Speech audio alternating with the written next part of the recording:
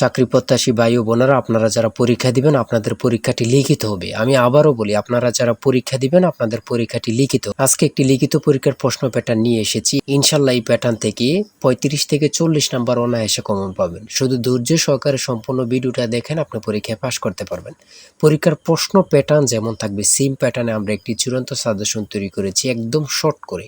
এই স্পেশাল চূড়ান্ত সাজেশনটি নিতে স্ক্রিনে দেওয়া হোয়াটসঅ্যাপ নাম্বার রয়েছে, ইমো নাম্বার রয়েছে, দুটোর মধ্যে যে কোনো একটি মেসেজ করে সাজেশনটি সংগ্রহ করুন। শুধু হোয়াটসঅ্যাপ অথবা ইমোতে যে কোনো একটাই মেসেজ করে সাথে সাথে সাজেশনটি সংগ্রহ করবেন। আমি অবশ্যই বলি, যারা যারা পরীক্ষা দিবেন অবশ্যই প্রত্যেকে সাজেশনটি সংগ্রহ করবেন। ইনশাল্লাহ আপনারা পরীক্ষায় পাশ করে যাবেন। আপনি মনে করেন আপনাদের পরীক্ষার প্রশ্ন প্যাটার্নটা যেমনভাবে সাজানো হবে সেম প্যাটার্নে আমাদের সাজেশনটি সাজানো। আপনারা যেন আমাদের সাজেশনটি পড়ে পরীক্ষায় উত্তীর্ণ হয়ে যান সেম প্যাটার্নে, এর জন্য আমরা সাজেশনটি তৈরি করেছি। আমরা মূল কথায় চলে যাই।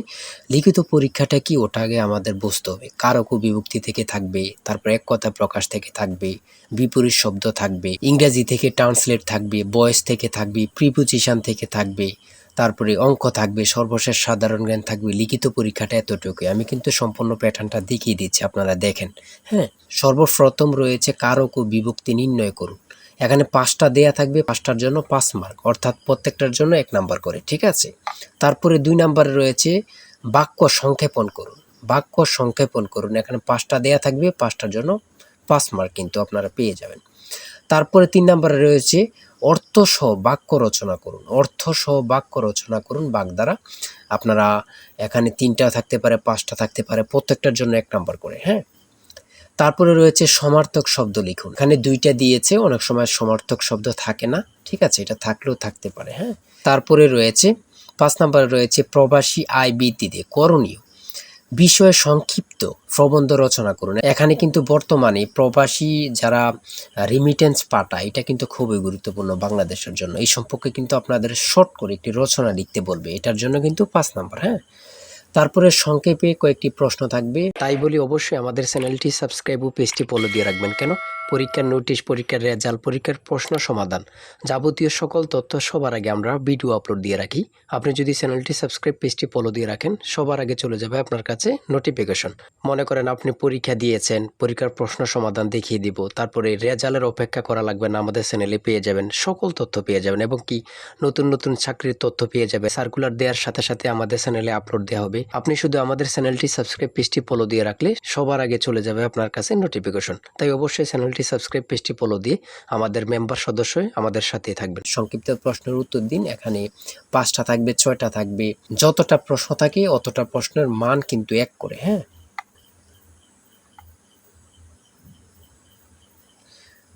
তারপরে 7 নম্বরে কি দেওয়া হয়েছে আমরা দেখি।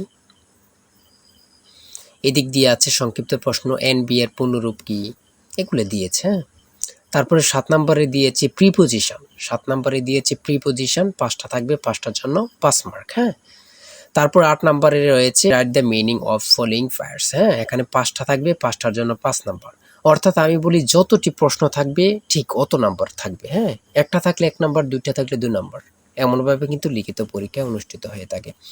তারপরে এখানে 9 নাম্বারে দিয়েছে ক্লাইমেট চেঞ্জ, একটা প্যারাগ্রাফ শর্ট করে। হ্যাঁ, আপনারা 5 নাম্বারে একটা প্যারাগ্রাফ থাকবে, এখানে ট্রি প্ল্যান্টেশনও থাকতে পারে, অন্য প্যারাগ্রাফও থাকতে পারে, লোডশেডিংও থাকতে পারে, অন্য প্যারাগ্রাফ থাকতে পারে। আমাদের সাজেশনে কিন্তু এই প্যারাগ্রাফগুলো সমাধান দেয়া আছে। হ্যাঁ, সমাধান সহ দেয়া আছে। আমার এখানে যেভাবে দেয়া আছে সেমভাবে কিন্তু আমাদের সাজেশনে দেয়া আছে।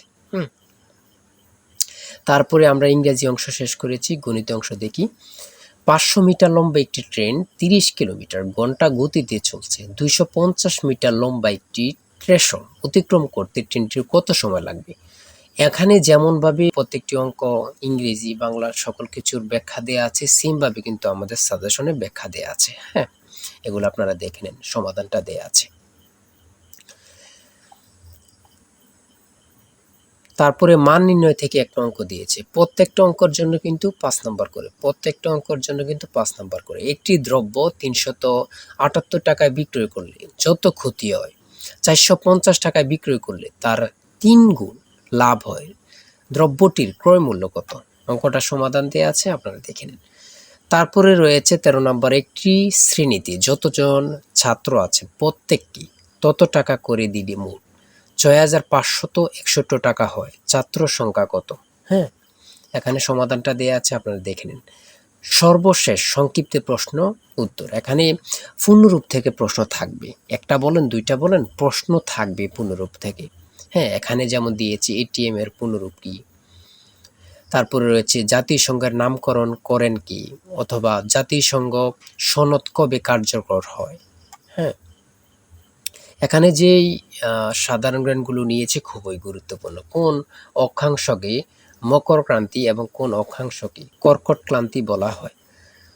তারপরে রয়েছে 2025-2026 অর্থ বছরের প্রস্তাবিত বাজেট কত। বর্তমানে বাংলাদেশের মানুষের মাথাপিছু আয় কত। খুবই গুরুত্বপূর্ণ একটি প্রশ্ন। আয়তন বাংলাদেশের সবচেয়ে বড় জেলা এবং সবচেয়ে ছোট জেলার নাম লিখুন। খুবই গুরুত্বপূর্ণ। বর্তমানে যে প্রশ্নগুলো আসে সেগুলো নিয়ে কিন্তু আমাদের সাজেশনটি রচিত। তারপরে রয়েছে জাতীয় স্মৃতিসৌধ ও কেন্দ্রীয় শহীদ মিনারের স্থপতি কে। এটা কিন্তু অনেক চাকরির পরীক্ষায় আসে। হ্যাঁ, তারপরে রয়েছে পদ্মা নদী বাংলাদেশে কোন জেলা দিয়ে প্রবেশ করেছে। বাংলাদেশ ও মায়ানমারকে বিভক্তকারী নদীর নাম কি? নাফ নদী। এটা কত পরীক্ষা যে আসছে আল্লাহ ছাড়া কেউ জানে না। বিভক্তকারী নদীর নাম হচ্ছে নাফ নদী। হ্যাঁ, আইসিসি এবং ফিফা এর সদর দপ্তর কোথায়? খুবই গুরুত্বপূর্ণ। 2024 সালে শান্তিতে নোবেল পুরস্কার পেয়েছেন কে? তিনি কোন দেশের নাগরিক? তারপরে সর্বশেষ যে প্রশ্নটি রয়েছে সেটা হচ্ছে বাংলাদেশের জাতীয় পতাকা ডিজাইনার কে? জাতীয় পতাকার দৈর্ঘ্য ও প্রস্থের অনুপাত কত? খুবই গুরুত্বপূর্ণ এই প্রশ্নটি। হ্যাঁ, আমি আশা রাখি প্রত্যেকে এই প্রশ্ন প্যাটার্নটা দেখবেন এবং আমাদের সাজেশনটি সংগ্রহ করতে এই নাম্বারে জিসান স্যারের চূড়ান্ত সাজেশন কিনতে হোয়াটসঅ্যাপ অথবা ইমোতে মেসেজ করবেন। শুধু হোয়াটসঅ্যাপ অথবা ইমোতে মেসেজ করে সাথে সংগ্রহ করেন। আমি আশা রাখি প্রত্যেকে আমাদের সাজেশনটি সংগ্রহ করবেন। ইনশাল্লাহ আমাদের সাজেশনটি পড়ে পরীক্ষা দিতে গেলে আপনি উত্তীর্ণ হয়ে যাবেন। আর অবশ্যই আমাদের চ্যানেলটি সাবস্ক্রাইব করে আমাদের পাশে থাকবেন। আজকের ভিডিও এই পর্যন্ত। সবাই ভালো থাকবেন, সুস্থ থাকবেন। আল্লাহ হাফেজ।